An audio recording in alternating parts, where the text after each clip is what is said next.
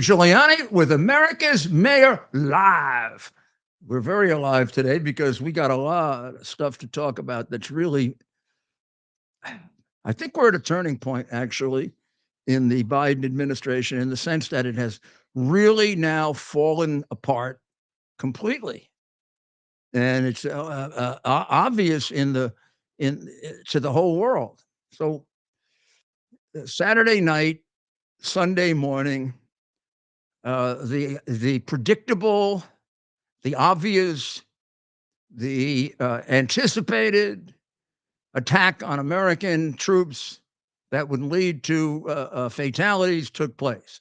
It was being invited by Joseph Biden for months. He's been warned about it by his friends, his enemies, and people who can't figure out what the hell he is. And it was almost the most predictable thing in American history. That when you are a little weasel coward in front of a bully, the bully is going to keep going and going and going and going until you stop him. In fact, Biden today announced, I think, because he looked when he came out of the White House. I didn't. I actually thought he was going to fall on the way to the helicopter. And the funny thing about when he falls, nobody helps him. I don't get that, but every time a president fell or anything like that, slightest little thing, they jump all over the poor guy. Him, they kind of like maybe he's so difficult to deal with in the White House. I mean, the Secret Service is, which I respect very, very much, but a few little things that had come out. Wow. Well, on Saturday night, Sunday morning, originally it was the Islamic Jihad who claimed credit for it, but former Admiral Kirby said that this was the work of, I want to spell it right for you, Kataib Hezbollah, Kataib. Now, this is important. This is important because this group was the architect of an attack in 2019 when we had a president. And we're going to contrast what it's like to have a president and what it's like to have a 30-year criminal who didn't have much of a brain coming in and now has no brain and is a lily-livered coward and probably surrounded by communists who favor the interests of China, which I understand, and Iran. I had long discussions over the last 3 or 4 days with anybody that would talk to me about it, and I've read everything I can. I am trying to figure out, and I do not, I usually have the answer to things. I don't have the answer to this. I do not for the life of me understand why Prince Obama and Biden love Iran so much. I can't see anything about Iran, even if we assume that they're communists. I don't understand why they would love Iran so much. And even if we assume that and I'm not saying that he is, but even if we assume for a moment that Prince Obama is very much a biased Islamic, almost buys into some of the Islamic extremism. Remember, he would never let us use the word Islamic terrorist, which is totally ridiculous. It would be like during the beginning, leading up to the Second World War, if Roosevelt said you couldn't use the word Nazi. But in any event, I still don't understand the attraction to this gangster regime. It's not it's not Islamic. It's a gangster regime. They are murderers. The mullahs are poor excuse for what would be mafia uh, heads of gangs and I mean it's insane why they gave them so much money. In essence, Biden is funding both sides of this war. He's funding Hamas in many ways through Iran, through the UN, as we found out, and he's funding Israel to some extent, very little for Israel. So on Saturday, two drones apparently, this is the best we can make of the story right now. 2 drones were headed for Tower 22 here, which maybe if I take that away, you can see it even better. I'll just pull it down here for a minute. See, it's a very interesting location, isn't it? It's right here. See, it's right. I mean, it's right over the border from Iraq, right over the border from Syria, and just about inside Jordan, right there. And this had never been hit before. The target of choice for them has been Erbil up here. This has probably been hit the most, right up here in Iraq. And there apparently was a mistake made. I believe they were sleeping. It was nighttime. They were sleeping. I think our poor, unfortunate, great heroes lost their lives, and maybe they didn't even know. I don't know. But in any event, 2 drones are coming in, and we assumed that the one that hit was friendly, but we didn't intercept it. Remember, we've intercepted who knows how many drones. We've been hit, and the number keeps changing because the combination of Kirby and Little Red Lying Hood and Biden, they lie about everything. So, I mean, we started with 30 attacks, and then it was 50. And what the hell is it now? It's over 100, isn't it? It's well over 100 attacks that we've undergone since October 17th by Iran. And the common denominator in all these attacks is that they're a group of about 4 or 5, let's call them subcontractors from Iran, or I'd rather call them decoys, because they are operated by Iran. They're given their arms, their training, and who knows, they probably have Revolutionary Guard helping them. And then when they take the hit, if and when we occasionally hit back. So they're like the decoy. It's like I punch you in the face, you say thank you, and then I tell you to hit the guy over there, and you do it because you're a jackass, and you have no right protecting anybody because you're irresponsible. That's what's happened. We've had 100 plus attacks. We've had several modest responses to the point where they would have been better not to respond because the lack of force to the response invites further attack. The purported reason for it is Biden, Stinking Blinken, and the rest of them don't want to escalate. But in the very act of what they're doing, they escalate. You get hit and you don't do anything. Again, and they keep going. They keep going until you stop them. And you don't stop them by hitting empty fields. And you don't stop them by hitting ammunition depots. You don't stop them with a couple of casualties here and there. You stop them when you hit them so bad, it's not worth it carrying on anymore. That's how you stop them. That's how you keep your men alive and women. And when you don't, you get them killed, like Biden has done, again, like he did in Afghanistan. So we lost Sergeant William Rivers, 46 years old, and we lost Specialist Kennedy Layden Sanders, and we lost Specialist Brianna Alexandra Moffat. The latter 2 were 24 and 23 years old. They are now dead because we have a president who doesn't know how to defend us.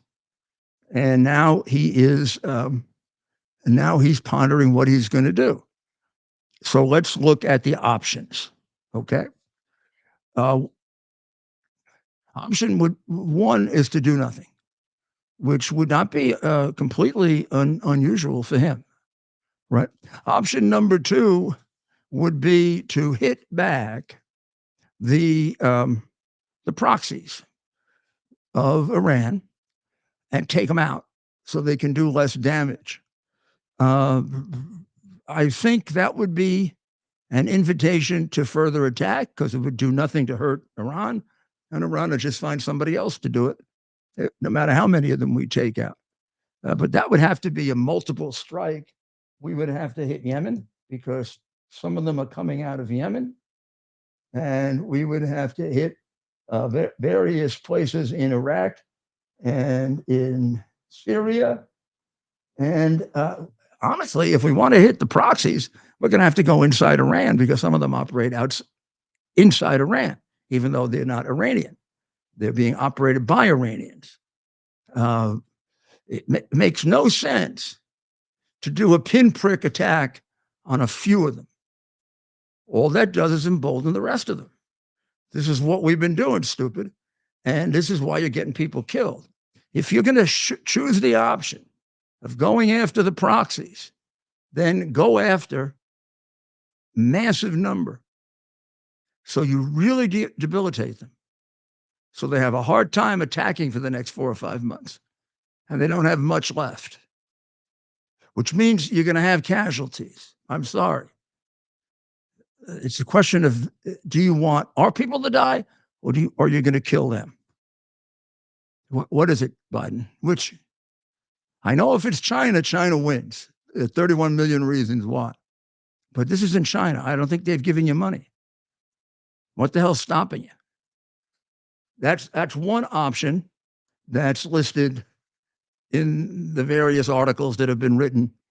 Option number 2 would be, and this could be both done, to take out their shipping, both them and particularly the Houthis, to take out their shipping so we open up the Red Sea again. And that would, number one, deal a tremendous blow to their most active proxy, the Houthis. That's where they're making their money and making their mark, really. It would hurt the Iranian Navy, which is not exactly the, the Spanish Armada or the British Navy of Queen Elizabeth. And I don't see why we don't do that anyway. With whatever else we do, take out every ship we can find, just take it out. Goodbye, ship. They want to be pirates. Maybe you could take a lesson from Thomas Jefferson. He was a president, Joe, of the United States. No, you've probably taken his statue down here and there. I was going to say, he's racist, Mayor. We can't talk about Thomas Jefferson. But then we can't follow him. No, we can't. No. So then all men aren't created equal. No. Okay. So that's number 2. Number 3 would be to impose. I tell you what, it's really easy. Why don't you just put back the sanctions that Trump had, that you took away? In fact, if you would just say to yourself, let me call up Trump and ask him what to do and do it, I think it would work. And here's what I prefer. Go inside that son of a bitch country, right there, and take out the regime of terror. You do the world and you do the Iranians some good. You know the number of protests they've had inside this country? They don't cover it on our crooked press. But for 2 or 3 years while Trump was in office, there were protests every day in every city in Iran. They killed thousands of people who walk around with signs saying, kill the Ayatollah, take over the government. So why not accomplish something really good? Take out their nuclear facilities all over Iran. And then maybe by mistake, you pass over Tehran and you see a nice building or a couple of nice buildings where the Ayatollah is, and he's such a religious man, you just helping him, and make sure you take out a big chunk of the Revolutionary Guard too. The country might be surprised. You might get a revolution there if you do that. I don't know what you do with that. You wouldn't have your favorite terrorist country to fund anymore. I don't know who you'd give it to. You'd have to find somebody to fund. So that's the option that I would recommend. I'm sure it's going to be followed to the T. And I think I would do that for sure, given the fact that I think almost anything less than this is just going to continue. I think no matter what you do to the proxies, they'll come up with other proxies. If you take out their shipping, they'll replace the shipping. They do not believe that Americans have the guts to hit them. And that's what they're testing. And Biden constantly taking it off the table, even if he's not going to do it, makes him look like, in the eyes of tough guys, these are sick guys, but they're tough guys, makes him look like a sniveling little weasel. And he is a sniveling little weasel. That's what he did with Putin. Oh, there'll be no troops on the ground, no troops on the ground, no troops on the ground, no troops on the ground. We don't want a wider war. We don't want a wider war. We don't want a wider war because we're afraid of a wider war. We don't want to. Oh my gosh, we don't want no wider war. Get it? I don't want a wider war. But we're going to have one if you keep sucking. You know what? You didn't figure out after 40 bombings that you were escalating things? How about after 60? How many times do you have to get bombed, Biden, and figure out your strategy isn't working? How many times do we have to get bombed and we can't get these damn traitorous newspapers to write editorials about what a horrible president you are? Getting us killed. Will you please? You got an army. They're there not to be diversified. They aren't to be equitalized. They don't have to be inclusive. You know what they have to be able to do? Kill. That's what you train a warrior to do, to save lives. Between you and your AWL defense secretary, I do not know what the hell you're teaching them. Let's see if you can do it. Hit Iran. And if you don't, we're heading for World War III, my friend. Now, Trump faced a situation like this in 2019. There were a number of small attacks by really run by the IRGC, which really was under the direction of the number two guy in Iran, Soleimani. Soleimani had on his hands the blood of hundreds and hundreds of Americans and thousands of others. And he was good at what he did, killing. And they were hitting, like this, they were hitting our facilities. And we hit them back. They did it again. And then the proximate cause of the response, when Trump had enough, they killed an American contractor. Nowadays, you're allowed to do that. It doesn't count. American contractors don't count because they mentioned the fact that an American contractor was killed, I think, way back in October, November by the Iranians. And now we've taken him off the list. We don't consider him a casualty because just because he's an American contractor, we don't,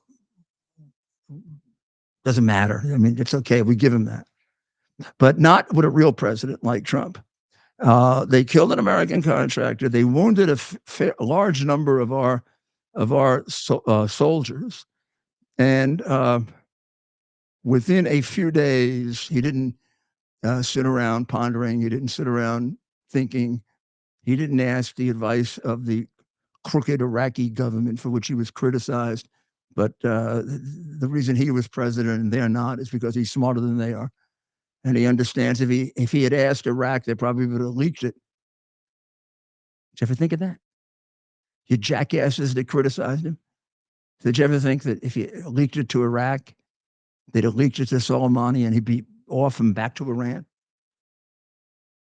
I just went ahead and did it because the United States is a sovereign country. We don't have to go get permission from other countries to protect our lives and to protect our troops. You kill our troops, we kill you. And we don't get permission to do it. So he hit Soleimani. He took out his number two man. his number 3 man. He took out a large number of his force. He bombed the hell out of the place. He did another whole bunch of other strikes. And then it all started. He's going to start a big war with Iran. Iran's going to come back and he's going to escalate. They just had the 3rd anniversary of it. And they're still talking about, don't worry, we're going to get it. We're going to get even. I haven't done it yet, but we're going to. You see the difference? He took out Soleimani, and they did a couple of things. They did sort of like, they did Clinton bombings. They found the empty fields that Clinton hadn't hit, and they hit them. They didn't do anything of significance to us. There was no world war like they said there would be. There was no conflagration all over the Middle East like they said there would be. It didn't escalate into 50 more attacks like Biden just did by being a livid coward. It stopped like that. Another example? You explain to me why Putin has attacked under every American president that has been in office while he's in office, except one. Let's count them. Bush, Obama, the prince, Trump, Biden. I won't ask Nikki Haley because she doesn't know the cause of the Civil War.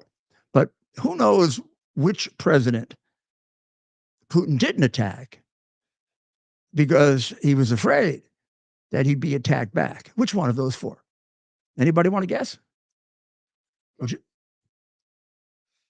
You think maybe that indicates that when Trump says he's not going to, I'm telling you, he's not going to attack. You think maybe he's got proof of 4 years to go with, not pulling it out as some kind of left-wing garbage? You think that'd be a better person to have as president? You think all those people in Ukraine who lost their loved ones, who'd be alive today, they probably don't even know it because they get fed European bullshit. But they'd be so much better off if Trump had lived. Because there is no doubt in the world that all those Ukrainians, and Russians for that matter, would be alive today if Trump had been in office, because Putin wouldn't have attacked. And that's what's going on here. And we're going to wait and see what he does. But I am very afraid that he's going to do an attack that invites further attack. If he doesn't, and he does something really significant, I'll be the first to say it, and I'll have Gates say he hasn't done every single thing wrong on foreign policy. He finally, as his mind was leaving and the last brain cell was left, he finally made an intelligent decision. Looking at him right now because I'm looking at a video of him talking to the press, looking like he's checking into the intensive care unit of the Happy Valley nursing home and doesn't know which way to go. We'll be right back. And by the time we get back, Biden will get himself out of the bushes and he'll get on the airplane. Foundation delivers on its promise to do good and never forget the sacrifices America's greatest heroes have made for us. Heroes who risked their lives to keep our communities and our country safe. Heroes like United States Marine Corps Captain and pilot John Jeremy Sachs. Captain Sachs sustained fatal injuries when his military aircraft crashed during training, killing him and 5 other service members. He's remembered by loved ones as courageous, brilliant, and devoted to his career, family, and friends. John is survived by his wife, Amber, who gave birth to their second daughter 3 months after his death. Tunnel to Towers paid the mortgage on the family home for Amber and their 2 daughters.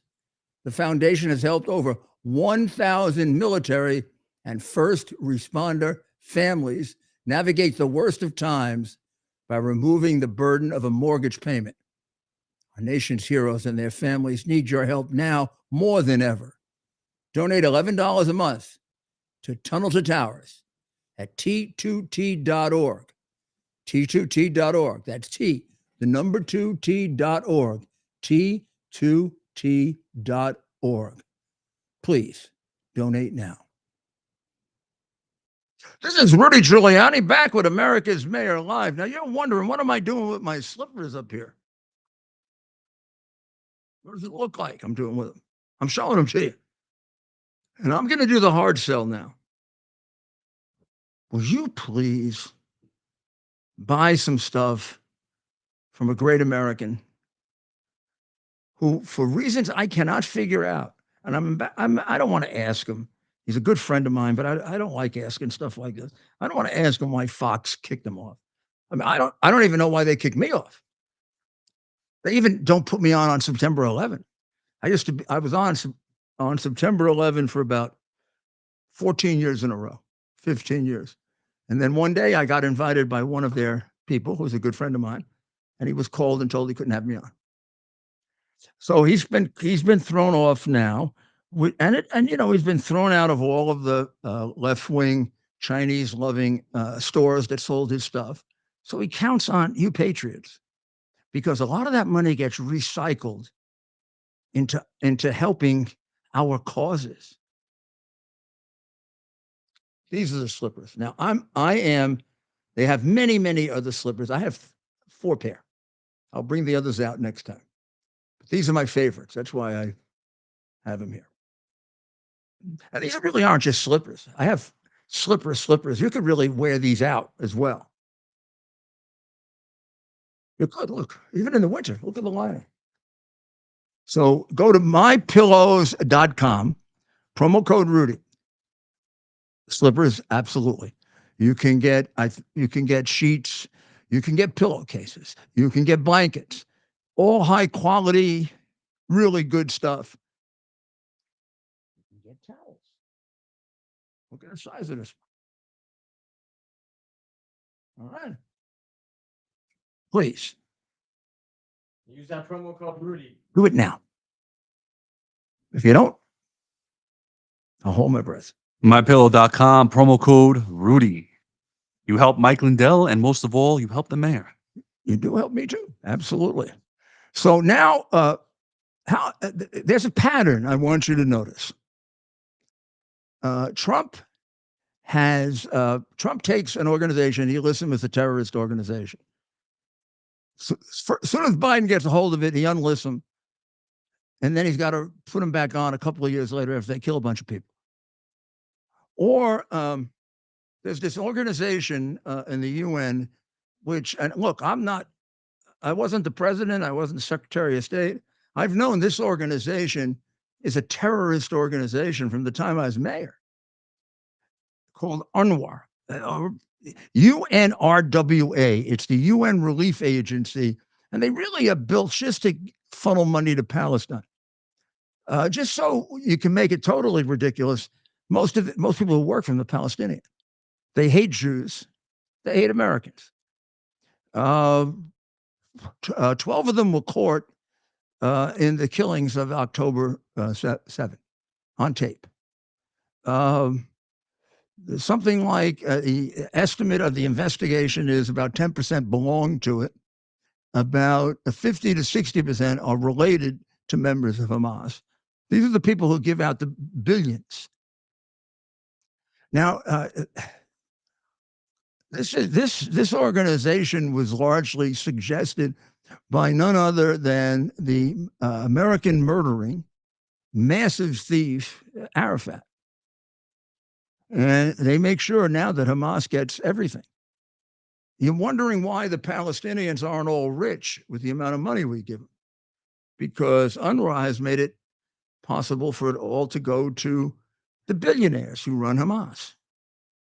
The billionaires who run the less onerous and the ones that Europe would like to take over Palestine, Fatah, because then all the crooks in Europe can make money with them. So must have been tough on Biden, because he I don't know how fast he relisted them after he came in, but it must have been one of his communist or Islamic extremist spies came and said, start giving him money again. I mean, our crooked terrorist friends haven't been getting their piece. You know, it's like when the mafia used to get a piece of Las Vegas, except they're a lot worse than the mafia. So they've been defunded again, and they're crying that this is going to hurt the humanitarian cause. Why doesn't he just tell them to go to hell? I mean, go give somebody else that bullshit, huh? Don't do it to me. That's what Trump would do, or I would do it for him. I'd call up the guy who runs this, and I'd say, "Why don't you just keep your big mouth shut? Because you're going to have to spend a lot of time answering the subpoena. Oh, by the way, if you go check, you're going to see we have a search warrant for everything you have in the United States. You massive crook and killer.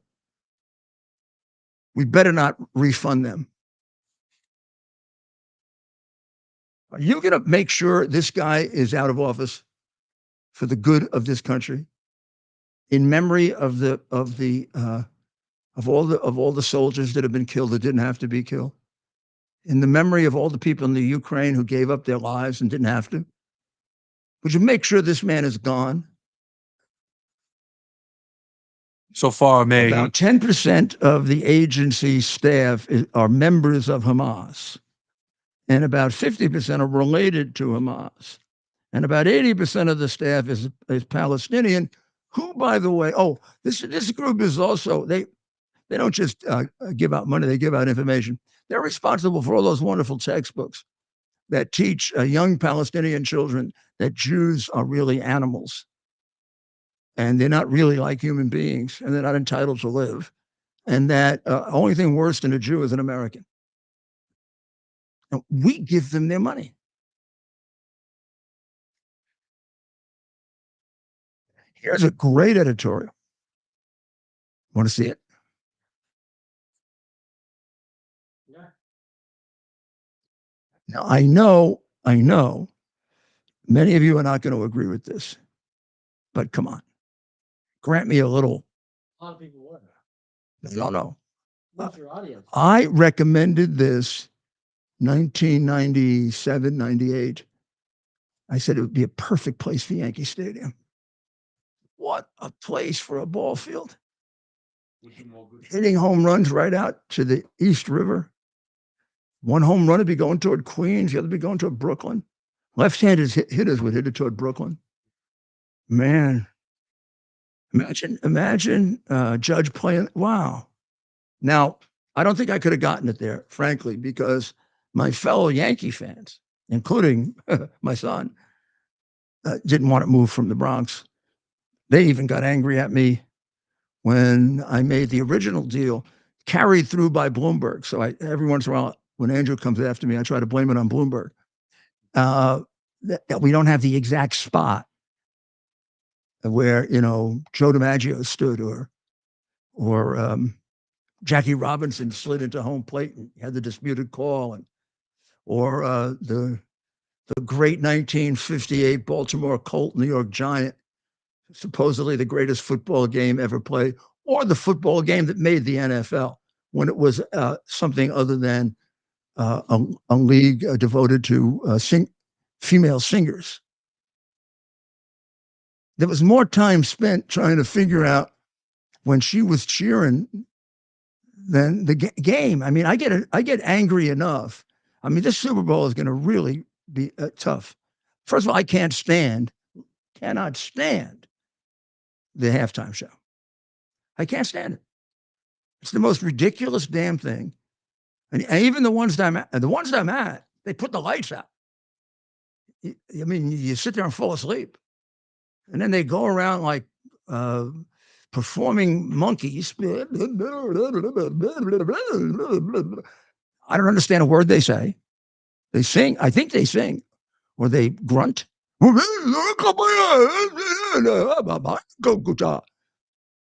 make fun of the national anthem. And then we get some football back. Now we're going to have that. Plus, we may not be able to see the important play. I mean, if she's cheering at the wrong time, I don't get to see the touchdown. I'm not mentioning her name. She gets too much publicity. I'm telling you, guys, we won't get to see the close plays. There'll be a close play, and she'll be cheering, maybe jumping up and down like a make believe cheerleader, and we won't get to see it. Something. I think she's a bit of a simpleton. I do. I remember listening to her. There was this conversation where she has to explain her political views. It's almost as if she has to ask somebody what they are. The only thing is, she'd probably be really comfortable with Nikki Haley, who knows even less about politics than she does. I actually think that she would get the Civil War, the cause of the Civil War, right. I don't think she'd get the Ukrainian provinces. I don't think she'd be able to pronounce them, but I think she might get the Civil War. There's no way she could be a communist because she has all that money. She's a capitalist. The communists have money. Yeah, but she's no. Communists have more money than we have. the other way around. So now I want to play what I think is one of the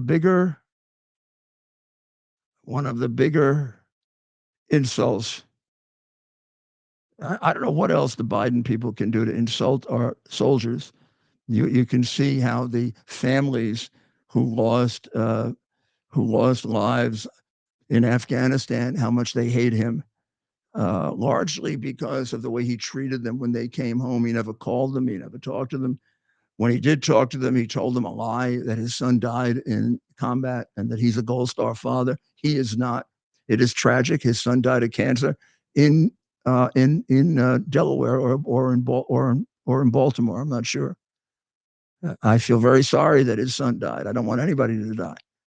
But I also think when you're talking to a family that has suffered the worst nightmare that a parent can go through, and you start lying to them, and building yourself up like that miserable excuse for a human being does, you realize the anger it leaves. And then, how about that one? While they're honoring the dead bodies. Yeah. What happened? I mean, was it his feeding time? And was it when Jill feeds him? Did he know where? I have one excuse for him. He didn't know where he was. He didn't know where he got confused. I don't know where I am. I can't imagine an American president. Wow. Soldiers. All right. I will grant that he doesn't accept the fact that he's the cause of their death. But much more so than any American president, where you have to have a war and people die. This was totally his choice to take the soldiers out, leave the civilians behind. 4 major terrorist groups surrounding Afghanistan. The civilians are people who helped us and fought those terrorists for 19 years. So they started killing. Soldiers had to come back. This time without all the protections. This time having given up a critical air base. This time having given away $85 billion. Giving away $85 billion in equipment. And then not being able to use force. I mean, they handle these mobs like the police now have to handle Black Lives Matter, and we lost lives we didn't have to lose. There's no question about it, because of his decisions, whatever the motivation for them. And then he treats the family like garbage when they come back. And I hope they lock him in whatever they put him in during the day and don't let him go.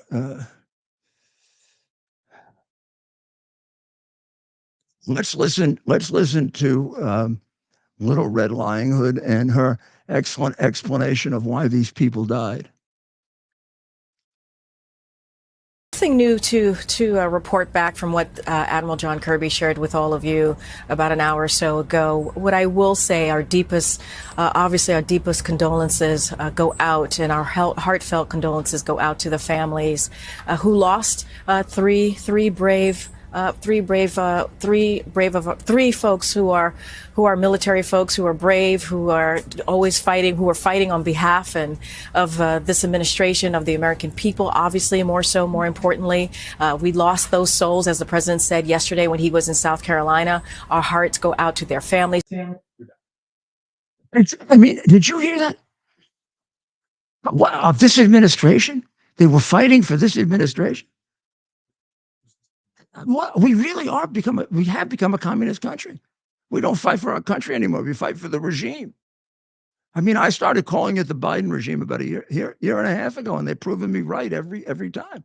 They operate like a regime. They don't think about the best interests of the United States. They think about these soldiers are fighting for them, not for you and me, for them. Isn't that the way they handle the FBI? Like it's a secret police of theirs? Like it's the Stasi in East Germany? And then they dress up like the Nazis when they go make arrests. Now, let's do we have a Stinkin' Blinken telling us how bad things are? This is extraordinary that these people are so unaware of what they're saying. Is it because they're communists? Listen to this pathetic creature. Volatile time in the Middle East. I would argue that we've not seen a situation as dangerous as the one we're facing now across the region since at least 1973, and arguably even before that. Why do you think that's the case? I mean, does it occur to that halfwit why we have the worst situation that we've had, if we do, since 1973, the Yom Kippur War? Let's start with the fact that when that crooked halfwit came in, the world was at peace. It all started with him and his demented boss, who he doesn't have the courage to turn in under the 25th Amendment because he loves our country more than having power. He lets him make demented decisions. The reason we have the worst situation in the Middle East is because of one person, Joseph Robinette Biden.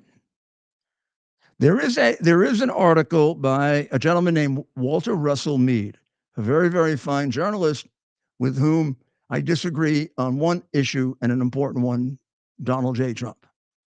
I do not understand why he gives Trump such a hard time. But I think this article, I must say, and as I said, I have a disagreement with him, but I think he's brilliant, and I think this article is beautifully written and argued. And it answers, Blinken should read this, it would answer his question because he seems to be befuddled as to why this is the worst situation since the Yom Kippur War. First, he notes something that has been a big, big point of mine for 25 years.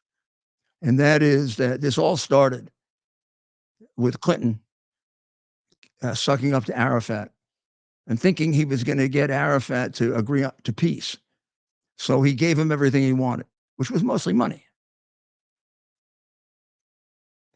I remember when I threw Arafat out of the United Nations in the middle of this, I threw him out because I had raised money for this from my supporters. And I didn't think my supporters wanted to share one of the greatest pieces of music written in Western civilization, the Ninth Symphony of Ludwig van Beethoven, with a mass murderer. I'm used to putting murderers in jail. That was my job, not sitting with them. And I know beyond a shadow of a doubt that this animal killed 27 of my countrymen, and in particular, in a cruel and vicious way, Leon Klinghoffer. And I just couldn't sit with him. It was my event. And he was there. My chief of staff told me he was there. I said, throw him out. And the representative of the Clinton administration was also there. And she told me I was going to create an incident. I was going to create a world war. I don't know. And I said, yeah, you don't have the power to do it. I said, well, you going to stop me? What are you going to do? Get the UN army? So I threw them out. I threw them out. It was Mrs. Sorensen, the wife of Ted Sorensen, who was John Kennedy's ghostwriter. I didn't know Ted Sorensen, but I knew his wife, who had a very heavy French accent, and she kept saying, "You're going to cause an international incident. You're going to cause an international incident if you do it." I said, maybe there should be an international incident, so we stop sucking up to this guy. Clinton is making a terrible mistake. This is 3 years before it all came to a head, when Clinton was leaving and he was dying for the Peace Prize. And unlike Obama, who got it before he got into office, and then never got it back when he took us to war. I mean, he really should have given it back, but he didn't. Clinton always wanted the Peace Prize. He was willing to sell out anything for it. So he gave Arafat everything he wanted, even a big piece of Jerusalem. And Arafat told him to go stuff it. Arafat wanted war. I'm going to let you figure out. And this is a quote from Billy Clinton to Arafat.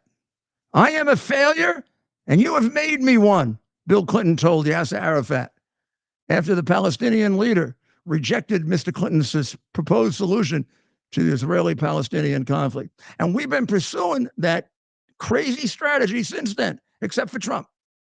We've been pursuing that strategy. That's what we're doing right now.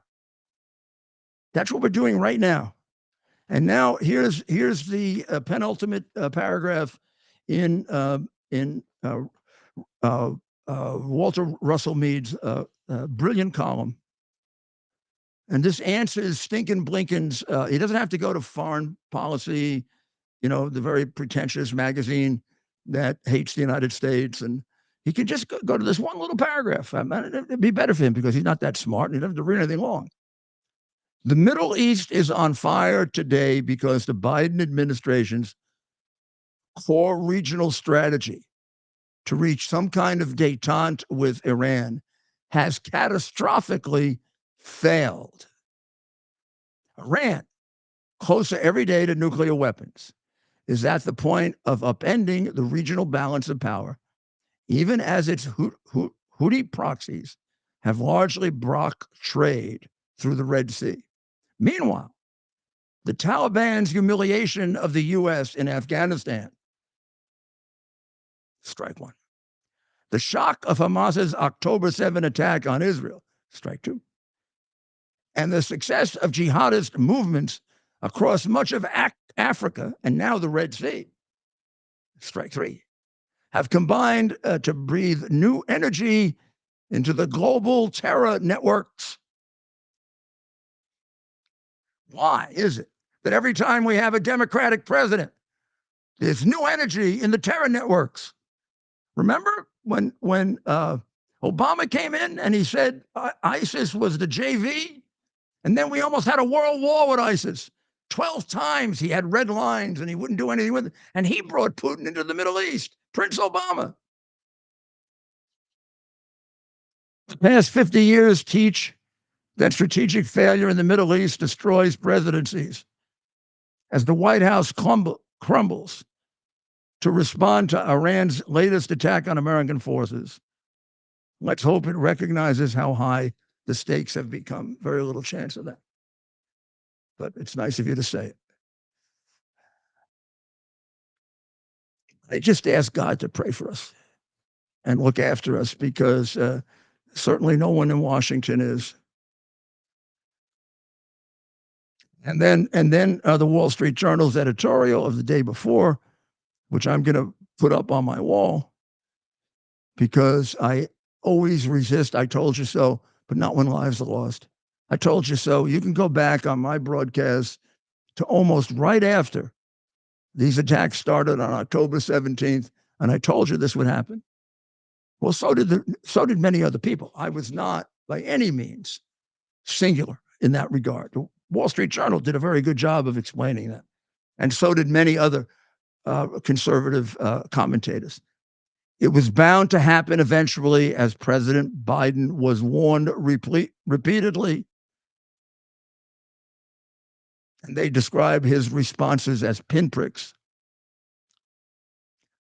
So we're going to take a short break, and we will be right back. Device is something that you can plug into your television, and now you can use your television as a social television type experience. So in the Portal universe, you can watch your favorite content creators' videos, live streams, music. We also have TV subscriptions as well. TV subscriptions. You can also regular channels, all the sports. Right, you can actually cut your cable from your cable subscription and get QUX TV on our QX TV boxes, and you can pay half the price that you're currently paying for your cable television subscription, and you can get all the best premium TV channels and more. I mean, it's really, there's so much on there, Rudy. I mean, you've seen it. No, I've seen it, and I use it, and it's good. I mean, it's great. It's just exactly the same, except for half the price. Plus, nobody is finding out what I'm watching, and that's not being reported to anybody. Right, so you have absolute privacy using this device, which you don't have on other devices out there currently on the market. This is absolutely great. QUX.TV is how you can find out about it. QUX.TV. Use promo code Rudy to receive $30 off. Welcome back to America's Mayor Live. And this is what keeps me, well, it doesn't keep, I shouldn't say that. Even Dr. Howard would probably caution me. Dr. Howard is the guy who found all this and condensed these beautiful vegetables, beautiful fruits. It's doing me so much good. I take, I mean, there are a number of advertisements. There's somebody who takes 3 of each a day. I take 4 of each a day. And then when I'm really tired, I double up. But it gives me all of the things that you get from vegetables and fruits, and it makes sure you have them in the right amount and the right combination. And then if you want to eat extra fruits and extra vegetables, of course, but you know every day that you're taken care of. So go to balanceofnature.com. Just that code Rudy, you can even try it a few places where we're not advertising, see what happens. But not communist places. No. This is a patriotic, we only advertise patriotic products. I'm serious. We don't do business with the communists. Do not. So I want you to listen, because to me, this is a tragedy.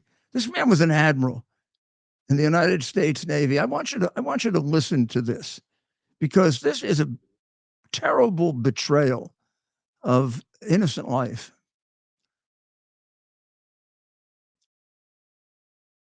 The actions of some of the members of UNRWA, the UN Relief and Works Agency, but that does not, and nor should it, impugn the entire agency and all the body of work that they're doing. They have helped save literally thousands of lives in Gaza. They do important work. It's a Palestinian organization. It defies their DEI. It's not diversified. It has no equity. It has no inclusion. Half of them are closely related to, at least half, to incredibly violent, vicious, barbarian terrorists. 10 to 20% of them are terrorists themselves.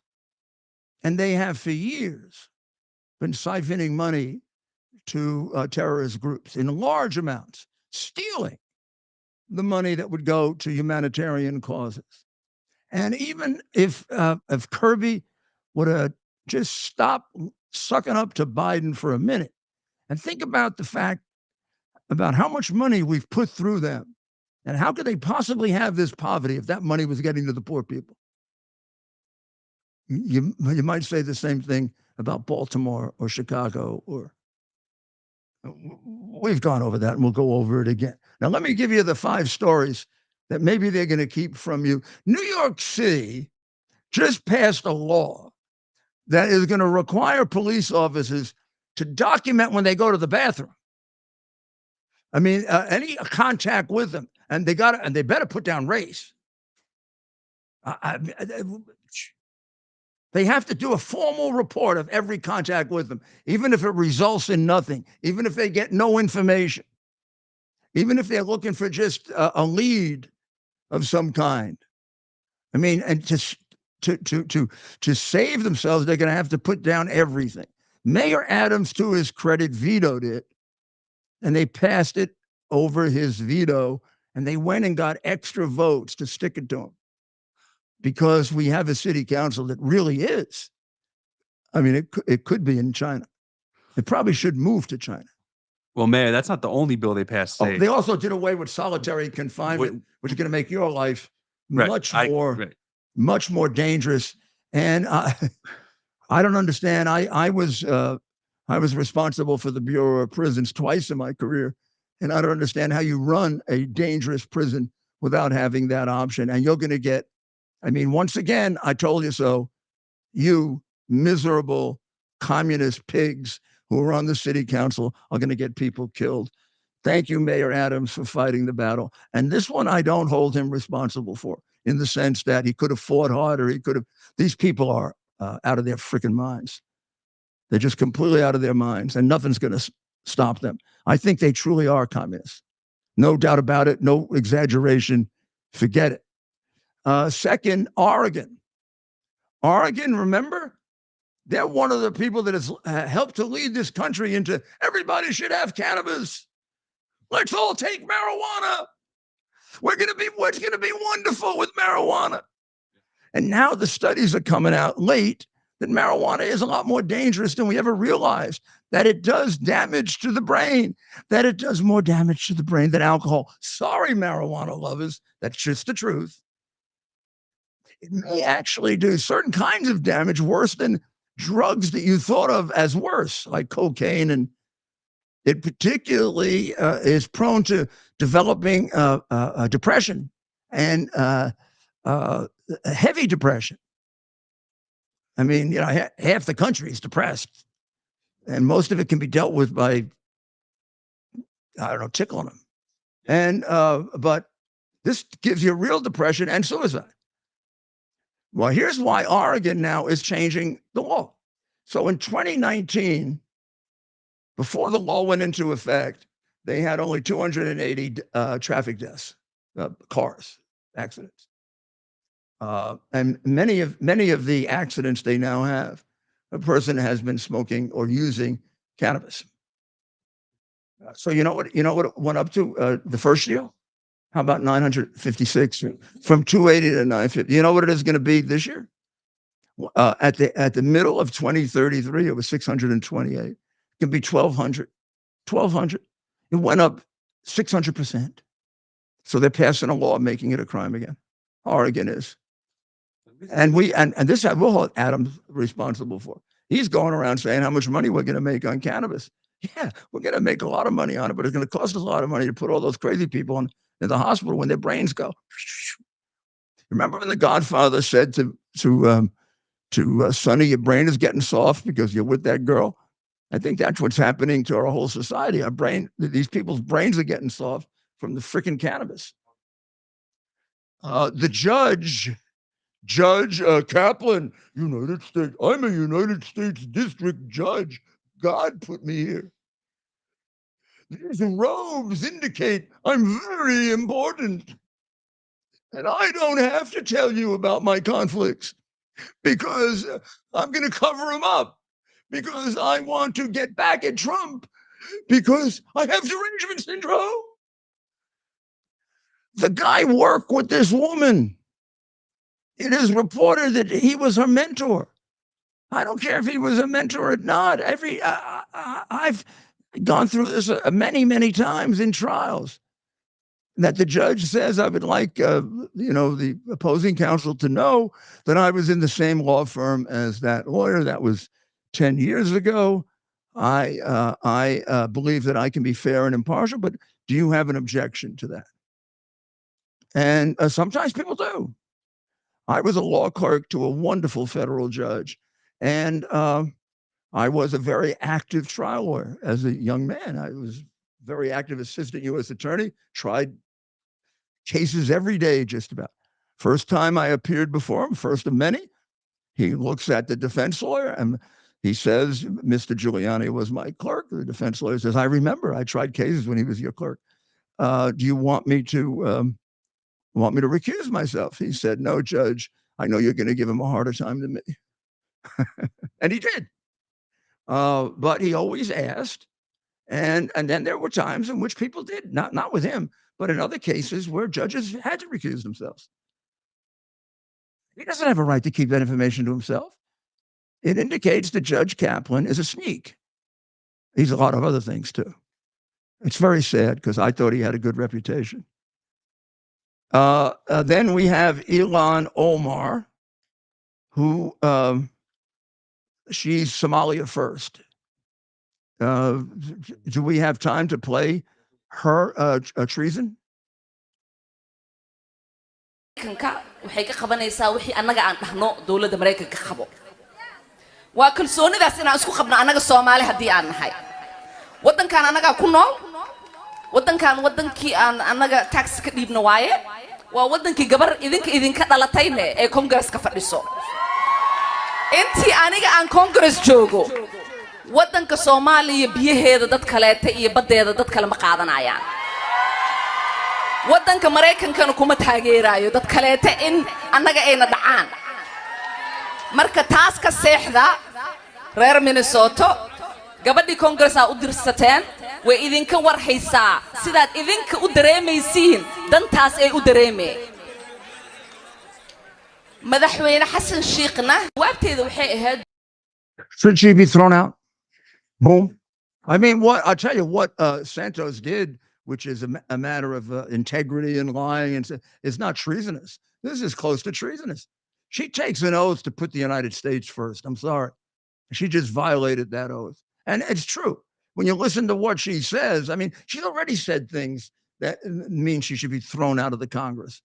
Why do we take somebody that's representing some other country? You're a foreign agent. You should register under the Foreign Agent Registration Act, you creep. Meanwhile, House Republican caucus is focused on throwing out a guy who lied about playing volleyball in college. AOC,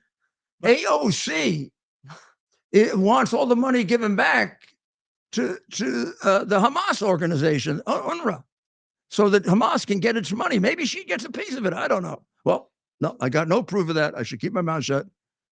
There, she just admitted that's an opinion that has no basis. So don't put any stock in that. I have no reason. I have no reason to believe that AOC is a crook. I do have a lot of reasons to believe that she doesn't have much of a brain. She got the number of states wrong. I really doubt she could name all 50 states. We should try the cause of the Civil War on her and see if she's smarter than Haley. She may be. I wonder how they do on the Revolutionary War. And the final story I want to tell you about is just worries me. They appointed 2 new bishops in China over the last couple of days. The Pope did. Well, we think the Pope did. He made an agreement back in 2018 that I thought was wacky, that he's going to appoint bishops jointly with the Chinese Communist government. Then the agreement broke down a little because the Chinese Communist government, not exactly Pope, a group to be trusted, Pope, appointed their own bishops. I think he came along and went along with it.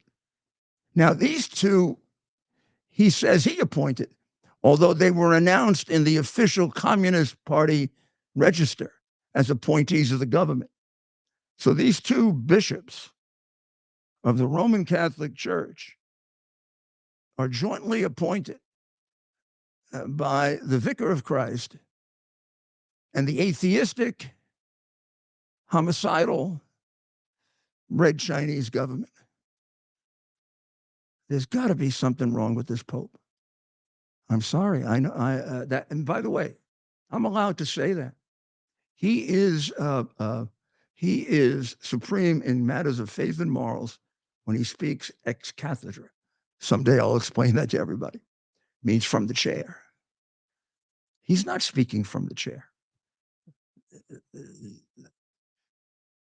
We've had some popes that are pips, huh? Right?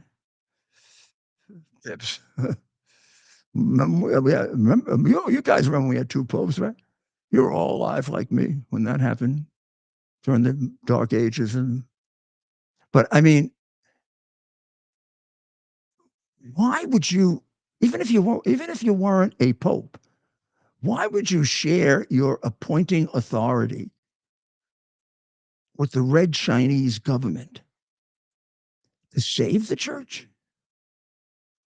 Whatever happened to the church is about principle. I understand why corporations suck up to them. I think they're really livid cowards and have no principle, and all they care about is money and the big market, and that's how China lures them in. But the Roman Catholic Church, allowing them to have even a say about a bishop? Are they taking money from China, do you think? Oh, man, don't say that. I don't know. I don't know. I don't know why. I mean, this is like the question: why does Prince Obama give hundreds of millions in cash to terrorists, and why does Biden release cash to terrorists? What? I don't know. I don't know. I think it's deeper than that. Maybe it's the Pope's liberation theology. Liberation theology was very current in the 1970s in South America, and it was somehow an attempt to take Roman Catholicism and Christianity and meld it with Marxism. It really worked really well, and Pope John threw them all out. Pope John, would you come back and straighten this guy out, please? That was a real pope. That was a pope. Helped to end communism with Ronald Reagan and Margaret Thatcher. That was a pope for the ages. This is a pope. A pope. Maybe we shouldn't have gone back to Italian popes. You know, he's Italian ethnically. He's Argentinian, but the family comes from Italy. Italian popes, and there were some really bad Italian popes. Oh, well, I'm going to just get myself in trouble. But I get myself in trouble all the time anyway. It comes from telling the truth. But I would like somebody, tomorrow night we're going to take telephone calls, and I'd like you to do some thinking for tomorrow night, those of you who are remaining into soccer time here. I'd like you to think about, but I want you to think really deeply, not just a wise ass answer. Like why does Prince Obama and Biden, and I assume the one who has only been proud of a country one time, why do they love Iran so much? And not Iran, the people. I can see loving the people. I work with Iranian dissidents, hundreds, thousands. They're wonderful people. Why do they love the reign of terror so much? And second, what's the Pope doing with communism?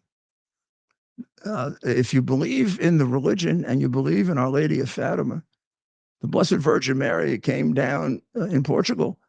I think it was Portugal or Spain, wherever Fatima is, and warned the world about the danger of communism and what it could do to the world. And the Catholic Church has been the fiercest opponent of communism. As I said, John the 23rd gets a good share of the credit, along with Reagan and Margaret Thatcher, for ending communism. Gave the people of Poland spine. Well, we'll be back tomorrow night, leaving these questions unanswered. I hate doing that, but I don't have the answer to these two questions. I don't. And I'm struggling for them. And I think they're important because this world is going in the wrong direction. And we got one chance. We got one chance to turn it around. And the beauty of it is, if we take that chance and we do it right, The guy can turn it around. He did it before.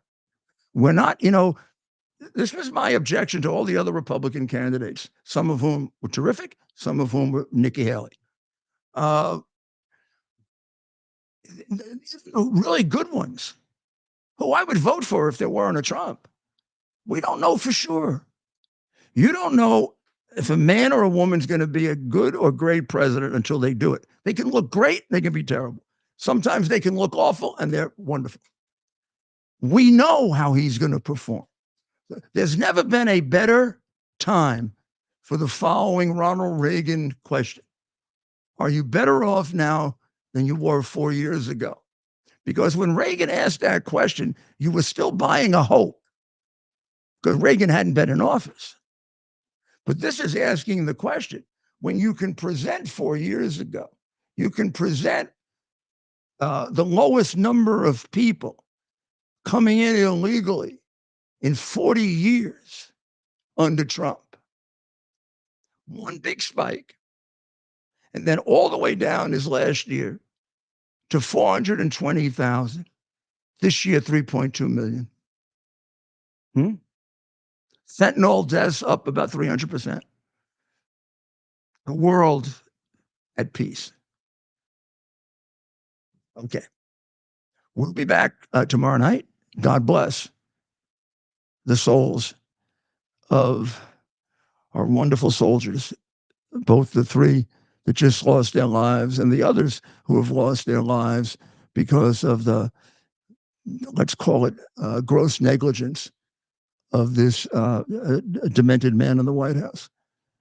And to those who died in the line of duty, God bless the people of Israel for what they're going through. And God bless the United States. We'll see you tomorrow night. Is to bring to bear the principle of common sense and rational discussion to the issues of our day. America was created at a time of great turmoil, tremendous disagreements, anger, hatred. There was a book written in 1776 that guided much of the discipline of thinking that brought to us the discovery of our freedoms, of our God-given freedoms. It was Thomas Paine's Common Sense, written in 1776, one of the first American bestsellers, in which Thomas Paine explained, by rational principles, the reason why these small colonies felt the necessity to separate from the Kingdom of Great Britain and the King of England. He explained their inherent desire for liberty, for freedom, freedom of religion, freedom of speech, the ability to select the people who govern them. And he explained it in ways that were understandable to all the people, not just the elite. Because the desire for freedom is universal. The desire for freedom adheres in the human mind, and it is part of the human soul. This is exactly the time we should consult our history. Look at what we've done in the past and see if we can't use it to help us now. We understand that our founders created the greatest country in the history of the world, the greatest democracy, the freest country, a country that has taken more people out of poverty than any country ever. All of us are so fortunate to be Americans. But a great deal of the reason for America's constant ability to self-improve is because we're able to reason, we're able to talk, we're able to analyze,